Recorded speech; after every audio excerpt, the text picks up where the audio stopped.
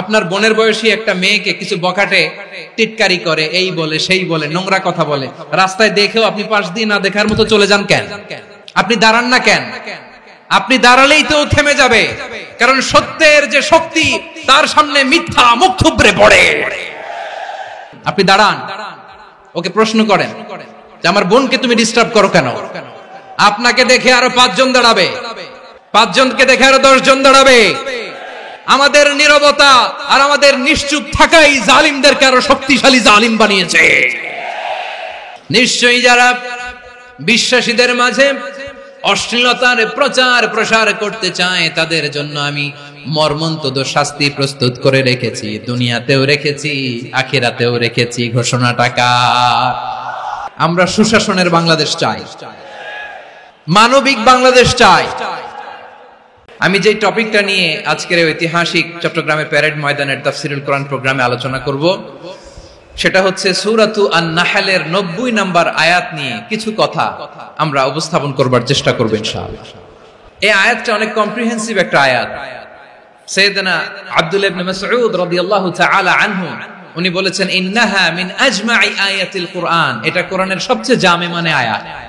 যদিও ছোট্ট আয়াত, অল্প কিছু কথামালা, কিন্তু তিনি বলতেন এটা কোরআনের সবচাইতে জামে মানে সবচেয়ে কম্প্রিহেন্সিভ একটা আয়াত, যেখানে শব্দ কম কিন্তু এটার দোতনা, এটার আবেদন, এটার মিনিং অনেক বেশি। এই আয়াতে আল্লাহ তাআলা বেসিক্যালি আমাদেরকে 3টা বিষয়ে আদেশ করেছেন আর 3টা বিষয়ে বারণ করেছেন, মানে নিষেধ করেছেন।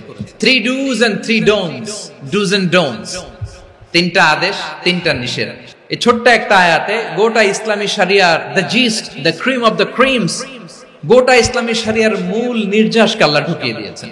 3টা আদেশ আর 3টা নিষেধ। আসুন আমরা সরাসরি কোরআন থেকে শুনি, সবাই পড়ুন। আউযু বিল্লাহি মিনাশ শাইতানির রাজীম। বিসমিল্লাহির রহমানির রহিম। ইন্নাল্লাহা ইয়া'মুরু বিল আদলি ওয়াল ইহসানি ওয়া ইতা'i যিল কুরবা ওয়া ইয়ানহা আনিল ফাহশাই ওয়াল মুনকারি ওয়াল বাগি ইয়া'ইযুকুম লা'আল্লাকুম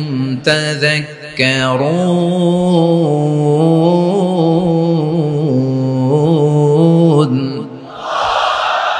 আল্লাহ তাআলা ইরশাদ করছেন, ইন্নাল্লাহা ইয়া'মুরু বিল আদলি ওয়াল ইহসান, নিশ্চয় আল্লাহ তাআলা তোমাদেরকে ন্যায় বিচারের আদেশ দেন, সদাচরণের আদেশ দেন, নিকটাত্মীয়দেরকে দানের আদেশ দেন। আদেশ কয়টা? নিশ্চয় আল্লাহ তাআলা তোমাদেরকে ন্যায় বিচারের আদেশ দেন, সদাচরণের আদেশ দেন, তিনি তোমাদের নিকটাত্মীয়দেরকে দানের আদেশ দেন, আর তিনি তোমাদেরকে অশ্লীলতা থেকে নিষেধ করেন, মন্দ কাজ থেকে নিষেধ করেন, অবাধ্যতা সীমা লঙ্ঘন থেকে নিষেধ করেন। তিনি তোমাদেরকে উপদেশ দেন যাতে তোমরা শিক্ষা গ্রহণ করো। সুবহানাল্লাহ। উপদেশ দিচ্ছে স্বয়ং কে? 3টা জিনিসের আদেশ। ইয়া'মুরু বিল আদল, সুবিচার, ন্যায় বিচারের আদেশ তিনি দেন। ইহসানের আদেশ দেন, যাতে আমরা ইহসান করি, একে অপরের প্রতি সুবিচার করি, মহানুভবতা দেখাই, অনুগ্রহ দেখাই, আর নিকট আত্মীয়দেরকে যেন আমরা দান করি। এই 3টা আদেশ তিনি দিয়েছেন। আর কোন 3টা জিনিস থেকে তিনি বারণ করেছেন? অশ্লীলতা, ফাহশা, মুনকার, মানে সব মন্দ আর অসৎ কাজ, এগুলো থেকে তিনি আমাদেরকে বারণ করেন। ওয়াল বাগি, অবাধ্যতা, সীমা লঙ্ঘন, এই 3টা কাজ থেকে তিনি আমাদেরকে বারণ করেন। তিনি আমাদেরকে উপদেশ দেন, স্বয়ং আল্লাহ তাআলা আমাদেরকে উপদেশ দেন যাতে করে আমরা শিক্ষা গ্রহণ করি। সুবহানাল্লাহ। আল্লাহ তাআলা প্রথমে আমাদেরকে আদেশ দিয়েছেন আদালের। ইন্নাল্লাহা ইয়া'মুরু বিল আদল, আওয়াজ করে বলুন আল আদাল। আমরা উর্দু জানি, হিন্দি জানি, অনেকে ইংরেজিও জানি, কিন্তু আরবি শব্দগুলো আমাদের মুখ দিয়ে বেরোতে চায় না। আওয়াজ করে বলুন আল আদাল। মাশাআল্লাহ। ইন্নাল্লাহা ইয়া'মুরু বিল আদল, আল্লাহ তাআলা আমাদেরকে আদলের আদেশ দেন। আদল অনেকে না বুঝলেও আদালত শব্দটা বুঝবেন। আদালত, আদালত, আদালত বুঝেন না? যেখানে বিচার কার্যের ফয়সালা করা হয়, কোর্ট কাচারি আদালত, এটা তো ভেরি কমন, এটা শুনছেন না সবাই? আদালত যেখানে ন্যায় বিচার হবে, সুশাসন হবে, কিন্তু ভাগ্যের কি নির্মম পরিহাস, ওখান থেকে মিথ্যা সাক্ষী দিয়ে মনমতো রায় দিয়ে দেয়া হয়। এগুলোর পরিবর্তন হওয়ার দরকার আছে না নাই? প্রিয় ভাইয়েরা, আদালত, আল আদল, ইংরেজিতে বলে জাস্টিস, ন্যায় বিচার, সুবিচার, সুশাসন, জাস্টিস, আল আদল, সব জায়গায় এই জাস্টিস থাকা দরকার। Justice should be prevailed in the society. The mission of all prophet was to uphold the justice. সব নবীর মিশন ছিল এই জাস্টিসকে, আদালকে, সুশাসন আর সুবিচারকে নিশ্চিত করা। পড়েন সুবহানাল্লাহ। And the core message of every divine scripture was to uphold justice. পৃথিবীর সব আসমানি কিতাবের মূল শিক্ষা ছিল এই জাস্টিসকে সমাজে এনশিওর করা, সুবিচার, সুশাসনকে এনশিওর করা। তাহলে প্রিয় ভাইরা, আমরা বুঝতে পারলাম আল আদল শব্দের মানে হচ্ছে ইনসাফ বা সুবিচার বা ন্যায় বিচার। এটা হচ্ছে একটা general meaning, very general meaning. আপনি যদি ইন ডেপথ বুঝতে চান, আরো ভেতরে যান, তাহলে আদল মানে হচ্ছে সমন্বয়, আদল মানে হচ্ছে ভারসাম্য, ব্যালেন্স, আদল মানে হচ্ছে মধ্যম পন্থা। সুবহানাল্লাহ পড়েন। কারণ সব সময় সমান সমান হইলেই সুবিচার হয় না। কথা কি বুঝতেছেন? ইসলামের দ্য কনসেপ্ট অফ আদল, এটা এমন আদল, এটা সব সময় সমান সমান নয়। যখন সমান সমান দেয়া দরকার, ইসলাম সমান সমান দেয়। যখন ব্যালেন্স করা দরকার, চেক এন্ড ব্যালেন্স, সমন্বয়, ভারসাম্য করা দরকার, তখন ইসলাম ভারসাম্য করে দেয়। এটার নাম আদল। সুবহানাল্লাহ। সহজ করে আপনাদেরকে বুঝাই, যেমন ধরুন একটা পরিবারের 3 জন সদস্য, স্বামী, স্ত্রী আর সন্তান। তাদের সকালবেলার ব্রেকফাস্টে, স্বামীর সকালের নাস্তায় স্বামীর 3টা রুটি লাগে, স্ত্রীর 2টা লাগে, আর সন্তানের 1টা রুটি লাগে। এখন আমি যদি সমান সমান করে আদল করতে চাই, সবাইকে যদি 3টা করে রুটি দেই, তাহলে স্বামী বেচারার জন্য ঠিক আছে, কি বলেন? কথা কি বুঝতেছেন না কষ্ট হয়ে যাচ্ছে? যদি সমান সমানের নিয়মে আগাই, তাহলে 3টা করে যদি রুটি দেই, স্বামীর জন্য ওকে, কিন্তু স্ত্রীর জন্য 1টা বেশি হয়ে যায়। আর সন্তানের জন্য কয়টা বেশি হয়? আচ্ছা, এই তো বুঝতেছেন, মাশাআল্লাহ। আচ্ছা, 2টা করে যদি সবাই রে দেয় সমান সমান নীতিতে, তাহলে স্ত্রীর জন্য, স্ত্রী বেচারির জন্য ঠিক আছে, কিন্তু স্বামীর কয়টা কম পড়ে?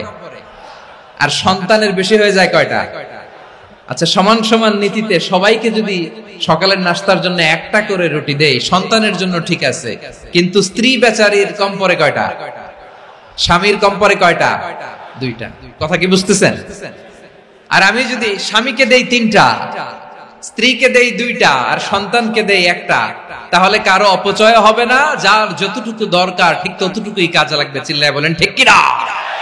এটাই হচ্ছে ইসলামের আদল, যেখানে যার যতটুকু দরকার তাকে সেখানে ঠিক ততটুকু দিয়ে দেওয়ার নামই হচ্ছে আদল। চিল্লায় পড়েন আল্লাহু আকবার।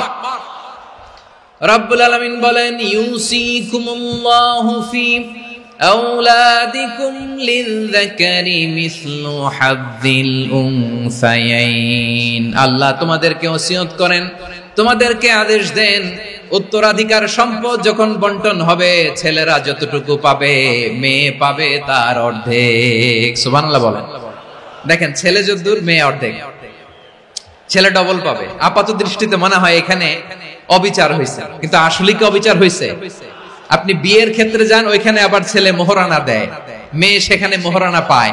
তাহলে চেক এন্ড ব্যালেন্স, ভারসাম্য, ব্যালেন্স, মধ্যম পন্থা এখানে আছে না নাই? এটাই হচ্ছে ইসলামের আদল। আল্লাহ তাআলা এই আদলের আদেশ দিয়েছেন, সুবিচার, ন্যায় বিচার, সুশাসন এবং ভারসাম্যের আদেশ দিয়েছেন। প্রিয় ভাইরা, একটি শান্তিময় সমাজ, একটা সমৃদ্ধ সমাজ, একটা মানবিক সমাজ যদি আমরা পেতে চাই, এই আয়াতের মধ্যে যতগুলো পয়েন্ট আছে সবগুলোর বাস্তবায়ন লাগবে। এই আয়াতে আল্লাহ তাআলা একটা মানবিক সমাজের রূপরেখা টেনেছেন। তার প্রথম কথা হচ্ছে, ইন্নাল্লাহা ইয়ামুরু বিল আদল। আল্লাহ তাআলা তোমাদেরকে আদলের নির্দেশনা দেয়, সুবিচার, সুশাসনের নির্দেশনা দেয়। যে সমাজে আদল থাকে না, সেই সমাজে জুলুম মানুষের ঘাড়ে চেপে বসে। আদলের বিপরীত হচ্ছে জুলুম। আদলের বিপরীত কি? জুলুম বা জাওর, অত্যাচার, অবিচার, বৈষম্য। এই যে বৈষম্য বিরোধী ছাত্র আন্দোলন, কমন পড়ছে? এই যে একজন সমন্বয়ক তো দেখা করলো আমার সাথে, জুলুম মানে হচ্ছে বৈষম্য, বৈষম্যের স্থান ইসলামে নাই, অবিচারের স্থান ইসলামে নাই, জুলুমের স্থান ইসলামে নাই। আল্লাহ তাআলা বলেন যে আমি জুলুমকে নিজের জন্য হারাম করেছি এবং তোমাদের জন্য হারাম করেছি। বিশ্বনবী ফরমান, আল্লাহ তাআলা বলেন হাদিসে কুদসিতে, ইয়া ইবাদি ইন্নী হারামতুয যুলমা আলা নাফসি ওয়া জাআলতুহু বাইনাকুম মুহাররামান ফালা তাযালামু। আমার গোলামেরা শোনো, নিশ্চয় আমি আল্লাহ তাআলা জুলুমকে আমি আমার উপরে হারাম করেছি, অনুরূপভাবে জুলুম করাকে তোমাদের উপরেও হারাম করেছি। ফলে ফালা তাযালামু, তোমরা একে অপরের সাথে জুলুম করো না। নির্দেশনাটা কার? খবরদার, জুলুমের সাথে আমাদের কোনো সম্পর্ক নাই। আল্লাহ তাআলা আদলের আদেশ দিয়েছেন, আদালতের আদেশ দিয়েছেন, সুশাসনের ন্যায় বিচারের আদেশ দিয়েছেন। ইন্নাল্লাহা ইয়ামুরু বিল আদল, আমাদেরকে আদল প্রতিষ্ঠা করতে হবে। জুলুমের সাথে ইসলামের কোনো সম্পর্ক নাই। আল্লাহ তাআলা জালিমদের জন্য কঠিন শাস্তি প্রস্তুত করে রেখেছেন। এক্সট্রা জুডিশিয়াল কিলিং এর কোনো হিসাব নাই, বিচার বহির্ভূত হত্যা, এনফোর্স ডিসঅ্যাপিয়ারেন্স, গুম, যেটা সবচাইতে বড় মানবতা বিরোধী অপরাধ। কত মানুষ যে গুম হয়েছে তার কোনো ইয়ত্তা নাই। যেই ফ্যামিলির সদস্য গুম হয়েছে তারা কি ওই লোকটার জন্য মাগফিরাতের দোয়া করবে নাকি সুস্বাস্থ্যের দোয়া করবে তারা নিজেরাও জানতো না, কারণ জানে না ও বেঁচে আছে না মরে গেছে। আহা, বিডিআর নওজওয়ানদের যারা ছাড়া পেল দেখলাম, বিনা অপরাধে, কোন অন্যায় ছাড়া, অপরাধ ছাড়া তাদের জীবন থেকে, তাদের তারুণ্যের, তাদের যৌবনের 15 বছর, 16 বছর, 17 বছর নাই। 6 মাস বয়সের ছোট বাচ্চাকে রেখে জেলে গেছে। 6 মাসের মেয়ে বেরোয় দেখে মেয়ের বয়স 17 বছর। মেয়ে বাবারে চিনে না, বাবা মেয়েরে চিনে না। মেয়েকে এখন বিয়ে দিয়ে আরেক ছেলের হাতে তুলে দিবে। মেয়ের শৈশব বাবা দেখে নাই, মেয়ের কৈশোর বাবা দেখে নাই, মেয়ের তারুণ্য দেখে নাই।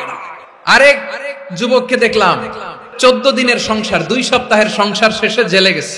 কত যুবকের যে স্ত্রী চলে গিয়েছে ফ্যামিলি ছেড়ে, কারণ জানে না তো কবে আসবে, কি হবে, কেউ জানতো না। দাম্পত্য জীবনের মাত্র 14 দিনের স্মৃতি, এই স্মৃতিকে আঁকড়ে ধরে এক বোন 16টা বছর, 17টা বছর কাটিয়ে দিয়েছে। আমি নিউজটা দেখে ভাবলাম, আমার এই বোনের প্রতিটি দিন কিভাবে কেটেছে, প্রতিটি রাত কিভাবে কেটেছে, প্রতিটি ক্ষণ কিভাবে কেটেছে। বিশ্বনবী বলেছেন, ইত্তাকি দাওয়াতাল মাজলুম ফাইন্না লাইসা বাইনাহু ওয়া বাইনাল্লাহি হিজাব। মাজলুমের কান্নাকে ভয় করো, কারণ মাজলুমের কান্না আর আল্লাহর মাঝে কোনো পর্দা থাকে না। আমরা আর এরকম কোন জুলুম বাংলাদেশে দেখতে চাই না। জোরে বলেন ঠিক কিনা? আমার প্রিয় বীর চট্টলার তৌহিদি মুসলমান, আমরা আর নতুন করে কেউ জালিম হোক এটা চাই না। নতুন করে আবার কেউ ফ্যাসিস্ট হোক আমরা চাই না। এক দল আরেক দলকে নিশ্চিহ্ন করার রাজনীতি করুক আমরা চাই না। আমরা সুশাসনের বাংলাদেশ চাই, মানবিক বাংলাদেশ চাই, আমরা একটা সমৃদ্ধ বাংলাদেশ চাই। আমরা বিশ্বের বুকে সম্মান নিয়ে মাথা উঁচু করে দাঁড়াতে চাই, ঠিক কিনা বলেন? আল্লাহ বললেন, এটা যদি তোমরা চাও, একটা সমৃদ্ধ সমাজ যদি বিনির্মাণ করতে চাও, মানবিক সমাজ যদি বিনির্মাণ করতে চাও, আমি তোমাদেরকে সেজন্য প্রথমে আদালতের নির্দেশ দিলাম। ইন্নাল্লাহা ইয়া'মুরু বিল আদল, নিশ্চয় আল্লাহ তাআলা তোমাদেরকে ন্যায় বিচার, সুশাসন এটার আদেশ দেন। সুবহানাল্লাহ। আদাল, ন্যায় বিচারের আদেশ আল্লাহ তাআলা কোরআনের বিভিন্ন আয়াতে দিয়েছেন। আল্লাহ তাআলা বলছেন, ইন্নাল্লাহা ইয়া'মুরুকুম আন তুআদ্দুল আমানাতি ইলা আহলিহা ওয়া ইযা হাকামতুম বাইনান নাসি আন তাহকুমু বিল আদল ইন্নাল্লাহা নি'ম্মা ইয়া'iযুকুম বিহি ইন্নাল্লাহা কানা সামিআন বাসীরা। আল্লাহ তাআলা বললেন, আল্লাহ আদেশ দিচ্ছেন, যে ব্যক্তি আমানতের হকদার তার হাতে তোমরা আমানত পৌঁছে দাও। আর যখন তোমরা বিচার কার্য করবে, বিচার ফায়সালা করবে, আদালতের সাথে করো। সুবহানাল্লাহ বলেন। ওয়া ইযা হাকামতুম বাইনান নাসি আন তাহকুমু বিল আদল, আদালতের সাথে করবা। আল্লাহ তাআলা বলেন যারা জাজ হবে, বিচারক হবে, তাদের যদি বাদী বিবাদীর কারোর সাথে শত্রুতা থাকে, কারোর সাথে যদি কোনো ধরনের রেষারেষি থাকে, আল্লাহ বলেন বিচার কার্য করতে যে ওই শত্রুতা রেষারেষির কারণে আদালতের বাইরে যে অবিচার করে বিচার করো না।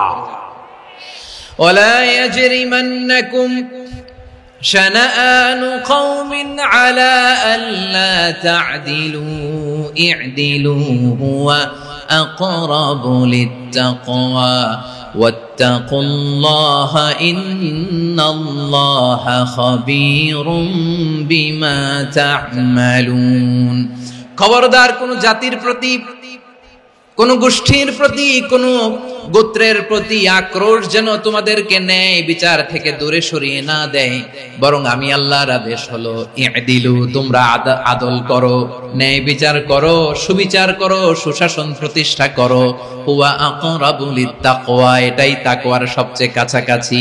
সুবহানাল্লাহ বলেন।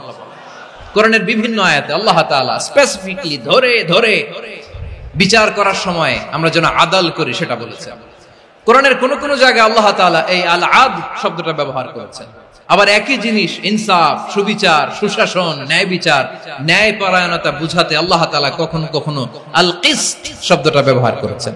আল্লাহ তাআলা বলেন ওয়া ইন হাকামতা ফাহকুম বাইনাহুম বিল কিসতি ইন্নাল্লাহা ইউহিব্বুল মুকসিতিন। যখন তুমি বিচার করবে, বিশ্বনবীকে উদ্দেশ্য করে অ্যাড্রেস করে বললেন, নবী হে, ইহুদিরা কোনো বিষয়ে মীমাংসার জন্য যদি আপনার দরবারে আসে, যদি বিচার করতে হয়, খবরদার অবিচার করবেন না। ফয়সালা যেটা করবেন কিসতের সাথে করবেন, ন্যায় পরায়ণতার সাথে করবেন, কারণ ইন্নাল্লাহা ইউহিব্বুল মুকসিতিন, নিশ্চয় আল্লাহ রাব্বুল ইজ্জাত ন্যায় পরায়ণশীলদেরকে বড্ড ভালোবাসেন। সুবহানাল্লাহ বলেন। ন্যায়পরায়ণ লোকদেরকে আল্লাহ তাআলা বড্ড ভালোবাসেন। অন্য আয়াতে আল্লাহ তাআলা বলছেন وَنَضَعُ الْمَوَازِينَ الْقِسْطَ لِيَوْمِ الْقِيَامَةِ فَلَا تُظْلَمُ نَفْسٌ شَيْئًا। আমি কিয়ামতের দিন ন্যায়পরায়ণতার মানদণ্ড স্থাপন করব, যেটাকে আমরা মিজানের পাল্লা বলি। আল্লাহ বলেন ন্যায় বিচারের মানদণ্ড কিয়ামতের ময়দানে আমি আল্লাহ স্থাপন করব। সেদিন কারো প্রতি বিন্দু পরিমাণ, এক চুল পরিমাণ অবিচার করা হবে না, কোনো বিচার করা হবে না। সেদিন সুশাসন হবে, সুবিচার হবে, ন্যায় পরায়ণতার সাথে বিচার হবে। আওয়াজ করে পড়েন আল্লাহু আকবার। তাহলে প্রিয় ভাইরা, যে তিনটি বিষয়ে আল্লাহ তাআলা আমাদেরকে আদেশ দিয়েছেন, তার প্রথমটা হচ্ছে আদালত, ইনসাফ, সুবিচার, ন্যায় বিচার। এটা আমরা চাই কি চাই না? বিশ্বনবী ন্যায় বিচার, ন্যায় পরায়ণতা, সুশাসন প্রতিষ্ঠিত করেন কি করেন নাই? আপনারা বিশ্বনবীর সিরাত যারা পড়েছেন, আপনি দেখবেন বিশ্বনবীর সিরাতের পরতে পরতে, বাকে বাকে, সিরাতের বাকে বাকে এই আদালতের নমুনা মেলে। সুবহানাল্লাহ বলেন। ছোট্ট একটা নমুনা রাসূল সাল্লাল্লাহু আলাইহি ওয়াসাল্লামের আসিরা আল আতরা থেকে ছোট্ট একটা নমুনা আপনাদের খেদমতে এখানে উপস্থাপন করি। বিশ্বনবী সাল্লাল্লাহু আলাইহি ওয়াসাল্লাম মক্কা বিজয় করলেন ৮ম হিজরিতে। মক্কা বিজয় শেষের দিনই কয়েক সপ্তাহ মক্কাতে অবস্থান করলেন। ইন দ্য মিন টাইম মক্কার একটা ভেরি প্রেস্টিজিয়াস এন্ড ডিগনিফাইড ফ্যামিলির নারী চুরিতে ধরা পড়ল। কিসে ধরা পড়ল? আমাদের সমাজে আসেনি এটা? আছে? ছোট না বড়? হিসাব করে শেষ করা যায় না। ৩.৫ লাখ কোটি টাকা নাই উন্নয়ন প্রকল্পের নামে। ৩.৫ লাখ কোটি টাকা লিখতে পারবেন আপনি? একটানে লিখতে পারবেন? বুঝতেছেন কত বড় সংখ্যা? হ্যাঁ, বনু মাখজুমিয়া গোত্রের এক নারী মক্কায় চুরিতে ধরা পড়ল। বলেন তো চুরি করলে বিধান কি? কি কাটতে হবে? চুরির বিধান হলো হাত কেটে দাও। দাও সেটা গোপনে নয়, প্রকাশ্যে জনসম্মুখে হাত কেটে দাও। বনু মাখজুমিয়া গোত্রের নারী যখন চুরিতে ধরা পড়লো, সাহাবারা চিন্তায় পড়ে গেলেন। সবেমাত্র মক্কার লোকেরা কালিমা পড়ে মুসলমান হয়েছে, ইসলামের আইন কানুন তেমন জানে না, ইসলামী শরিয়ার সাথে বেশি পরিচিত নয়। এখন যদি বিশ্বনবী চুরির যেই বিধান এটা যদি কায়েম করে হাত যদি কেটে দেয়, না জানি মক্কার লোকেরা আবার বিগড়ে যায়, না জানি মক্কার লোকেরা আবার মুরতাদ হয়ে যায়, না জানি মক্কার লোকেরা ইসলাম থেকে দূরে সরে যায়। চলো চলো সাহাবীরা মিলে পরামর্শ করলেন, চলো বিশ্বনবীর কাছে যে বলি, ও নবী, শুধু কেবলমাত্র একমাত্র এই নারীর জন্য চুরির হাত কাটার বিধানটা আপনি একটু থামিয়ে দেন। চুরির হাত কাটার যে বিধান এখানে একটু রহিত করে দেন, বাকিগুলা কইরেন মদিনাতে যে চলবে, কিন্তু মক্কায় এবারের জন্য মাফ করে দেন। কিন্তু কে বলবে? এই যে পরামর্শ, সাজেশন, এটা কে দিবে বিশ্বনবীর কাছে? সাহাবারা চিন্তায় পড়ে গেলেন। আল্লাহর নবীর সামনে দাঁড়িয়ে আল্লাহর দেয়া হুদুদ, আল্লাহর দেয়া বিধান থামিয়ে দেওয়া, মাফ করে দেওয়া, এই কথা বিশ্বনবীর সামনে বলার সাহস তো কেউ রাখে না।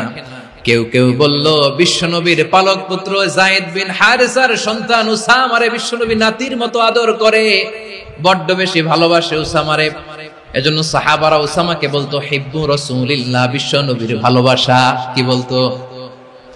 সাহাবীরা বললেন, বিশ্বনবীর ভালোবাসা হিব্বু রাসূলিল্লাহ, উসামারে পাঠাও। উসামারে বিশ্বনবী নাতির মতো স্নেহ করে, মায়া করে, ভালোবাসে। আমরা পারবো না, উসামা পারবে। সবাই মিলে ফুলিয়ে ফুসিয়ে ওসামাকে, ছোট্ট ওসামাকে রাজি করালো। ওসামা এমন এমন কথা যে তুমি বিশ্বনবীর কাছে বলতে হবে, পারবা নাকি? ওসামা বলে, পারবো। সাইয়েদনা ওসামা রাদিয়াল্লাহু তাআলা আনহু তরুণ সাহাবী বিশ্বনবীর কাছে গেলেন, যে বললেন, নবী, বনু মাখজুমিয়া গোত্রের এক নারী চুরিতে ধরা পড়েছে, এবারের জন্য কি এই মহিলাটারে মাফ করে দিলে হয় না? এবারের জন্য একটু ক্ষমা করা যায় না নবী? বিশ্বনবী বলেন, আতাশফাউ ফি হাদ্দিম মিন হুদুদিল্লাহ, তোমার এত বড় সাহস উসামা, তুমি আল্লাহর হাত, আল্লাহর দেয়া বিধান, এটার ব্যাপারে সুপারিশ করতে এসেছো? তোমরা কি জানো তোমাদের আগে যত কওম, যত গোত্র, যত জনপদ ধ্বংস হয়েছে তার কারণ ছিল তাদের মধ্যে গরিবরা অন্যায় করলে তারা বিচার করত, আর ধনীরা অন্যায় করলে তারা মাফ করে দিত। খবরদার! ওয়া আইমুল্লাহ লাউ আন্না ফাতিমাতা বিনতি মুহাম্মাদিন সারাকাত লাকাতা মুহাম্মাদুন ইয়াদাহা। বিশ্বনবী বললেন, ওরে ওসামা, বানু মাখজুমিয়ার ওই প্রেস্টিজিয়াস এন্ড ডিগনিফাইড ফ্যামিলির মেয়ে তো দূর কি বাত, অনেক দূরের কথা। জেনে রেখো ওসামা, আমার কলিজার টুকরা, নয়নের পুটুলি ফাতেমাও যদি মক্কার জমিনে আজকে এই চুরির দায়ে ধরা পড়তো, আমি বিশ্বনবী মুহাম্মদুর রাসূলুল্লাহ ধরে ফাতেমার ডান হাতটা কেটে দিতে এক বিলম্ব দেরি করতাম না। ইন্নাল্লাহা ইয়া'মুরু বিল আদল, আমাদেরকে জাস্টিস শিখায়। পশ্চিমারা আমাদেরকে ইনসাফ শিখায়, আমাদেরকে সুশাসন শিখায়। আর ইনসাফ, সুশাসন, ন্যায় বিচার, সুবিচার, জাস্টিস কারে বলে বিশ্বনবীর বায়োগ্রাফি থেকে জেনে নাও। এই ছিল বিশ্বনবী সাল্লাল্লাহু আলাইহি ইসলামের আদালতের নমুনা। আপনি যদি সাইয়েদনা ওমর ফারুকের জীবনের দিকে তাকান, এমন কঠোর, এমন বীর সেনানী ছিলেন। সাইয়েদনা ওমর ফারুক যদি রাস্তার এই মাথা দিয়ে হাঁটা শুরু করতেন, শয়তান ওমর ফারুককে দেখলে ওই রাস্তা রেখে দিয়ে অন্য রাস্তা দিয়ে হাঁটতো। সুবহানাল্লাহ। ওমর ফারুক রাদিয়াল্লাহু তাআলা আনহু কি পার্সোনালিটি ছিল, কি পার্সোনালিটি! আমাদের এলাকায় ছোট বাচ্চারা রাতে ভাত খেতে চায় না, আমার মেয়েটাও খেতে চায় না। এই এটা দিব, ওইটা দিব, আজকে মাহফিলে আসার সময় বলে দিছে লিস্ট করে এটা এটা আনতে হবে। তো ছোট্ট বাচ্চাদের অনেক বায়না থাকে, ওরা রাতে খেতে চায় না। তো মায়েরা বিভিন্ন ভয় দেখায়, এই বাঘ আসবে, বাঘ আসবে খাও, এই ভূত আসবে, ভূত আসবে খাও। আপনারা কি বলেন চট্টগ্রামে? ভূত, ভূত, ভূত আসবে, বাঘ আসবে, খাও খাও খাও, তাড়াতাড়ি খাও। তো বাচ্চারা এগুলো শুনে ভয়ে খেতে শুরু করে। মদিনার জমিনেও একই ঘটনা ঘটতো। মদিনার ছোট্ট ছোট্ট সোনামণিরা খেতে চাইতো না। তো মায়েরা বলতো, হা হুয়া ইয়াতি উমর, হা হুয়া ইয়াতি উমর, ওই যে উমর আসতেছে, উমর। ওমরে ফারুকের কথা শুনলে বাচ্চারা একেবারে ঠান্ডা। প্রভু তুমি বলেছ রাসূল দেবে না, বলনি দেবে না ওমর, বলনি দেবে না হামজা তারি, খালিদ বিজয় সমর। প্রভু তুমি বলেছ রাসূল দেবে না, বলনি দেবে না ওমর, বলনি দেবে না হামজা তারি, খালিদ বিজয় সমর। প্রভু তুমি বলেছ রাসূল দেবে না। আল্লাহু আকবার। ওমর ফারুক রাদিয়াল্লাহু তাআলা আনহু, ওনার কথা শুনলে গায়ের মধ্যে গুজবাম হয়, গায়ের পশমগুলো দাঁড়িয়ে যায়। সুবহানাল্লাহ বলেন। কি পার্সোনালিটি ছিল, কি ব্যক্তিত্ব ছিল। মুনাফিকরা ওমর ফারুককে জমের মতো ভয় পেত। শয়তান, খুদ শয়তান এই রাস্তা দিয়ে আসলে শয়তান অন্য রাস্তা দিয়ে হাঁটত। ওমর ফারুক রাদিয়াল্লাহু তাআলা আনহুর জীবনে যদি দেখেন, তাহলে সেখানে আপনি আদালতের, ইনসাফের, সুশাসনের, জাস্টিসের নমুনা দেখতে পাবেন। কয়টা শুনবেন? সাইয়েদনা ওমর ফারুক রাদিয়াল্লাহু তাআলা আনহুর সন্তান আব্দুর রহমান মিশরে মদ খেয়ে মদ্যপ অবস্থায় ধরা পড়েছে। মদ খাওয়ার কারণে, মদ যদি কেউ পান করে আর যদি প্রমাণিত হয়, তার বিচার হলো 80 বেত। আওয়াজ করে বলেন কয় বেত? বাংলাদেশেও তো এই আইন আছে নাকি? বাংলাদেশে আছে? হ্যাঁ, মদ খাইলে 80 বেত, এই আইন বাংলাদেশে চালু হোক, আমরা চাই কি চাই না? একেবারে সহজ, পানির মতো সহজ হিসাব, একেবারে সহজ। ওমর ফারুক রাদিয়াল্লাহু তাআলা আনহুর ছেলে ভুল করে মদ পান করে ফেলেছিলেন। আব্দুর রহমান, ঘটনা ঘটেছে মিশরে। মিশরের গভর্নর তখন আমর ইবনে আস রাদিয়াল্লাহু তাআলা আনহু।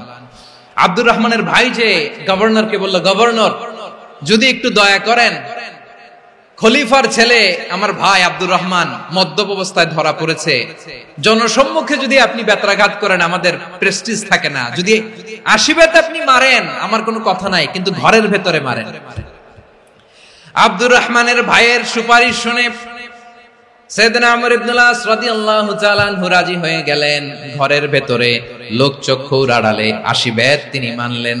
কিন্তু ঘটনাক্রমে এই কথা লুকিয়ে লুকিয়ে ঘরের ভেতরে 80 বেত মারার কথা সাইয়েদনা ওমর ফারুক মদিনা থেকে জানতে পারলেন। মদিনা থেকে তিনি ফরমান জারি করলেন, এই বিচার যেমনটি আমর ইবনে আস আদায় করেছে, এটা প্রকৃতপক্ষে আদায় হয় নাই। আসো সবাই মদিনায় আসো, আমর ইবনে আস মদিনায় আসো, আব্দুর রহমানও আসো, সবাই আসো, জনসম্মুখে এই বিচার কার্যকর করতে হবে। সাইয়েদনা ওমর ফারুক মসজিদে নববীর পিলারের মধ্যে নিজের ছেলেকে বাঁধলেন, আবার জনসম্মুখে 80টা বেত তার গায়ের মধ্যে মারলেন। মাজমুয়ে ফাতাওয়া ইবনে তাইমিয়া রাহিমাহুল্লাহ উনি এটা নকল করেছেন। এটা সবচেয়ে বিশুদ্ধ মত, আর অনেক মত আছে। মারা গেছে কবরের উপর, ওগুলো বাদে দিলাম। কেমন খলিফা ছিলেন, কেমন খলিফা! পশ্চিমারা তোমরা জাস্টিস আমাদেরকে শেখাও, ইনসাফ কারে বলে, সুশাসন আমাদেরকে তোমরা শিখাও। ওমর ফারুক রাদিয়াল্লাহু তাআলা আনহু ওইটাকে, ওই বিচারকে তিনি ধর্তব্য মনে করেন নাই। মদিনাতে এনে আবার জনসম্মুখে আবার 80 বেত মেরেছেন। মিশরে ওমর ফারুক রাদিয়াল্লাহু তাআলা আনহু আমর ইবনে আসকে গভর্নর করে পাঠালেন। সেখানে আমর ইবনে আসের ছেলে একটা প্রতিযোগিতায় রানার আপ হয়েছে। এক মিশরি সেখানে চ্যাম্পিয়ন হয়েছে। রানার আপ বুঝতে পেরেছেন তো? সেকেন্ড হয়েছে। এক মিশরি হয়েছে চ্যাম্পিয়ন, প্রথম। কিন্তু গভর্নরের ছেলে ও জিততে পারে নাই। ও রাগে ওই মিশরির গায়ের মধ্যে কয়েকটা লাঠি দিয়ে বাড়ি মেরেছে। মিশরি যে মদিনাতে ওমর ফারুকের কাছে বিচার দিলেন, আপনার গভর্নরের ছেলে অন্যায়ভাবে আমার গায়ে হাত তুলেছে। সাইয়েদনা ওমর ফারুক আবার ফরমান জারি করলেন, আসো মদিনাতে আসো। মিশরীকে ডাকলেন। ওই মিশরের গভর্নর আমর ইবনে আস রাদিয়াল্লাহু তাআলা আনহুকে ডাকলেন, তার ছেলেকেও ডাকলেন। সবাই বসে রইল। আমর ইবনে আস রাদিয়াল্লাহু তাআলা আনহু মাথা নিচু করে বসে আছেন, লজ্জায় কাচুমাচু। হায় হায়, আজকে আমার ছেলের কারণে আমিরুল মুমিনিন খলিফাতুল মুসলিমিন ওমর ফারুকের কাছে আমি জনসম্মুখে লজ্জিত হচ্ছি। সাইয়েদনা ওমর ফারুক বললেন, এই নাও লাঠি। গভর্নরের ছেলে তোমার মাথার মধ্যে যতগুলো বাড়ি মেরেছে, আজকে জনসম্মুখে তুমি অতগুলা বাড়ি মারো। মিশরি বলে, থাক, আপনি যে ডেকে আনছেন সবার সামনে এটা বলছেন, এতেই আমি খুশি। আল্লাহু আকবার! আপনার মহানুভবতা দেখে আমি খুশি, আর অপমানের দরকার নাই। ওমর ফারুক বলে, না, খবরদার, এই কথা মিশরি তুমি বলো না, মারো, যতগুলা বাড়ি মেরেছে মারো। বাধ্য হয়ে মিশরি আমর ইবনে আসের সামনে ওনার কলিজার টুকরা সন্তানের মাথার মধ্যে বাড়ি মারতে আরম্ভ করলেন। ঠিক যতগুলা বাড়ি গভর্নরের ছেলে আমর ইবনে আসের ছেলে মিশরির গায়ে মেরেছিল, মাথায় মেরেছিল, মিশরি গুনে গুনে ততটা মারলেন। এই দৃশ্য দেখে ওমর ফারুক রেগে মেগে আগুন, রাগের চোটে রাগ সামলাতে না পেরে আর নিজেকে সামলাতে না পেরে মিশরীরে বললেন, ছেলেরে মারা শেষ হয়ে গেলে এবার বাবার টাক মাথার মধ্যে কয়েকটা বাড়ি মার। রাগের চোটে, আউট অফ অ্যাঙ্গার, রাগের চোটে, যে আমার পাঠানো গভর্নর আমর ইবনুল আস তার ছেলেকে কেন আদব তারবিয়া কেন শিক্ষা দিতে পারে না। ছেলেরে মারা হইলে এবার আমর ইবনুল আসের মাথার মধ্যে দুইটা মারো। এটা রাগে বলেছে, এটা শাস্তি হিসেবে না। সুবহানাল্লাহ পড়ো। তোমরা আমাদেরকে সুশাসন শিখাও। বিশ্বনবী বলেন, আদল এটা যেন বিষয় না, এটা দিয়েই মানবিক সমাজ গড়তে হবে। আল্লাহ তাআলা কিয়ামতের কঠিন ময়দানে, যেদিন স্বামী স্ত্রীকে চিনবে না, স্ত্রী স্বামীকে দেখে পালিয়ে যাবে, বন্ধু বন্ধুরে চিনবে না, পীর সাহেব মুরিদরে চিনবে না, মুরিদ পীর সাহেবরে চিনবে না, দলের কর্মী তার নেতারে চিনবে না, নেতা তার কর্মীরে চিনবে না, বন্ধু বন্ধুরে দেখে পালাবে। এই কঠিন মুহূর্তে সূর্যটা মাথার কাছে চলে আসবে, জমিনটা তামার জমিন হবে, আজকের জমিনের মতো নয়। মানুষ ঘর্মাক্ত, ক্লান্ত, শ্রান্ত মাথার মগজগুলো কানের ছিদ্র আর নাকের ছিদ্র দিয়ে বেয়ে বেয়ে পড়বে। বিশ্বনবী ফরমান, কিয়ামতের ওই কঠিন ময়দানে 7 শ্রেণীর ব্যক্তিকে রব্বুল আলামিন তার আরশের নিচে ছায়া দিবেন। তার মধ্যে প্রথম শ্রেণীর ব্যক্তি হলো ইমামুন আদিল, যে ইনসাফের সাথে বিচার করে, যে জাস্টিস সমাজে সার্ভ করে, যে সুশাসন নিশ্চিত করে, ওই ইমামুন আদিল। আদিল শব্দটা বুঝছেন না? ইন্নাল্লাহা ইয়া'মুরু বিল আদল, পাইছেন? আদিল। 7 শ্রেণীর ব্যক্তিকে আল্লাহ তাআলা সুশীতল আরশের নিচে ছায়া দিবেন, যেদিন তার দেয়া ছায়া ছাড়া কোনো ছায়া থাকবে না। এর প্রথম হচ্ছে ইমামুন আদিল, ন্যায়পরায়ণ শাসক। চিল্লায় বলেন সুবহানাল্লাহ। আবার বিশ্বনবী বললেন, ইন্নাল মুকসিতিনা ইনদাল্লাহি আলা মানাবির মিন নূর আন ইয়ামিনির রহমান। কিয়ামতের দিন যারা ন্যায় পরায়ণ হিসেবে আল্লাহর সামনে দাঁড়াবে, কিয়ামতের দিন রব্বুল আলামিন তার আরশের ডান দিকে ওই ন্যায় পরায়ণ লোকদের জন্য আরশের ডান দিকে একটা নূরের মিম্বারে তাদেরকে বসার সুযোগ করে দিবে। আল্লাহর আরশের ডান দিকে ন্যায় পরায়ণ লোকদের জন্য আল্লাহ তাআলা নূরের মিম্বার বানাবে। চারটে কেন কথা মনে করেছেন? আল আদাল, জাস্টিস। ইন্নাল্লাহা ইয়া'মুরু বিল আদল। আল্লাহ তাআলা এই আদালতের নির্দেশনা দেন, সুবিচার, সুশাসন। প্রিয় ভাইরা, এটা আমরা বাংলাদেশে চাই কি চাই না? এই যে অরাজকতা, এই যে অন্যায়, এই যে জুলুম, এই যে ইনকনসিস্টেন্সি সমাজের অসঙ্গতির প্রধান কারণ জাস্টিস নাই, সুবিচার নাই, সুশাসন নাই। শেষবারের মতো আওয়াজ করে বলেন তো, আমরা বাংলাদেশে আদল চাই কি চাই না? তাহলে প্রথম নির্দেশনা শেষ। আল্লাহ তাআলা তোমাদেরকে আদলের আদেশ দেন। এরপরে আল্লাহ বললেন, আমি তোমাদেরকে ইহসানের আদেশ দেই। ইন্নাল্লাহা ইয়া'মুরু বিল আদলি ওয়াল ইহসান। আমি তোমাদেরকে যেমনি আদলের নির্দেশনা দেই, তেমনি ভাবে তোমাদেরকে ইহসানের নির্দেশনা দেই। ইহসান, আওয়াজ করে সবাই বলেন তো ইহসান।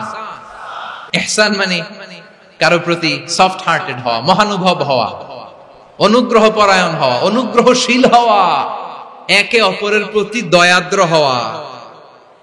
একে অপরের প্রতি দয়াদ্র, অনুগ্রহশীল হওয়া ছাড়া মানবিক সমাজ কশিনকালেও গঠন করা সম্ভব না। প্রিয় ভাইরা, সুন্দর আচরণ দিয়ে, ইহসান দিয়ে যা জয় করা যায়, নরম আচরণ দিয়ে যেটা অর্জন করা যায়, কঠোরতা দিয়ে সেটা পারা যায় না। বিষ্ণু ঈসা ইসলাম ইহসান দিয়ে, কোমল আচরণ দিয়ে, তার অনুগ্রহ দিয়ে তিনি অনেক কাফিরের হৃদয়কে জয় করে ফেলেছেন। সাইয়েদনা সুমামা ইবনে উসাল রাদিয়াল্লাহু তাআলা আনহুর কথা মনে পড়ে যায়। তিনি ছিলেন ইয়ামামার বাদশা। মদিনাতে বিশ্বনবীকে হত্যা করার নিয়তে এসেছিলেন। গোপনে গোপনে বিশ্বনবীকে হত্যা করে আবার ইয়ামামাতে তিনি ফিরে যাবেন। কিন্তু কি অবাক করা কাণ্ড, হত্যা করতে পারে নাই, সাহাবাদের হাতে তিনি ধরা পড়ে গেলেন। সাইয়েদনা সুমামা ইবনে উসাল রাদিয়াল্লাহু তাআলা আনহু হত্যার নিয়তে আসলেন, কিন্তু হত্যা করতে পারলেন না। সাহাবারা ওনাকে ধরে ফেললেন, ধরে মসজিদে নববীর পিলারের মধ্যে বেঁধে রাখলেন। সুমামা ইবনে উসাল, সিরাত থেকে শুনে, সিরাত থেকে শোনাচ্ছি, রাদিয়াল্লাহু তাআলা আনহু ইয়ামামার অধিপতি ছিলেন। বিশ্বনবীকে হত্যার জন্য আসছেন, ধরা পড়ে গেছেন, এখন মসজিদে নববীতে বেঁধে রাখছেন, তার মানে বন্দী। তো এখন স্ট্যাটাস কি? বন্দী, ক্যাপটিভ। তো বিষ্ণু ইসলাম সাহাবাদেরকে বললেন তার খোঁজ খবর নিও, সুমামা ইবনে উসালের খোঁজ খবর নিও। সাহাবারা বলেন ইয়া রাসূলুল্লাহ, আপনাকে হত্যা করতে এসেছে, তার তো কঠিন ক্যাপিটাল পানিশমেন্ট হওয়া দরকার, কঠিন শাস্তি হওয়া দরকার। বিষ্ণু বললেন না, আমি যেটা জানি তোমরা সেটা জানো না, তোমরা সুমামার সাথে ভালো আচরণ করো। বিশ্বনবী সুমামার কাছে গেলেন। প্রথম দিন যে তিনি কালেমার দাওয়াত দিলেন, ইমানের দাওয়াত দিলেন, ইসলামের দাওয়াত দিলেন, রিসালাতের দাওয়াত দিলেন, আখিরাতের দাওয়াত দিলেন। পরের দিন যে বিশ্বনবী সালাতের দাওয়াত দিলেন, যাকাতের দাওয়াত দিলেন, ইসলাম কি, কিভাবে, কেমন করে পালন করতে হয় চমৎকার আর্টিকুলেট করতে শুরু করলেন।